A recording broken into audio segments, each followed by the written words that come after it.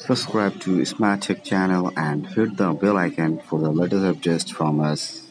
Phone maker Oppo says that the Oppo Find X is almost all screen. It really means it. The Android handset is arresting to look at, mostly because its 6.4-inch display really does stretch across the entire phone face. There isn't even a camera for taking selfies. Or rather, there is, but you won't see it until you open it like a push pop.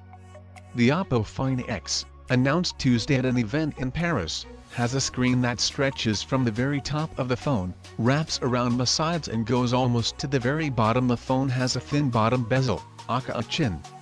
The screen-to-body ratio is 93.8%, so when you're looking at the front of the phone, you're almost always looking at the display. Opening up the camera app will cause the phone's stealth 3D camera tray to slide up, exposing a 25-megapixel front-facing camera and a dual 16-megapixel and 20-megapixel rear camera. The pop-up camera tray is similar to the pop-up selfie camera on the Vivo Nex, which, along with Oppo and OnePlus, operates under the umbrella of BKK Electronics. Oppo gave the Find X's front camera 3D face scanning to take better selfies and unlock your phone, though we're not certain yet how secure the face unlocking feature is at this point. It did work well on the company's previous flagship, the Oppo R15 Pro, though.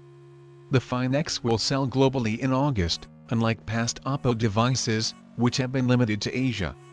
Oppo will price the Find X at €999 for the 256GB version with VOOC fast charging. Price and specs configuration may vary by country. That's about $1,159.79 or $1,569 Australian dollars. There's also a Lamborghini edition of the phone, which will retail for €1,599, roughly $1,929, $499 or $2,669 Australian dollars. For the jarring price, you'll get 512GB of storage, a carbon fiber textured back. It parallels Huawei, Oppo's Chinese rival, which has a similar partnership with Porsche.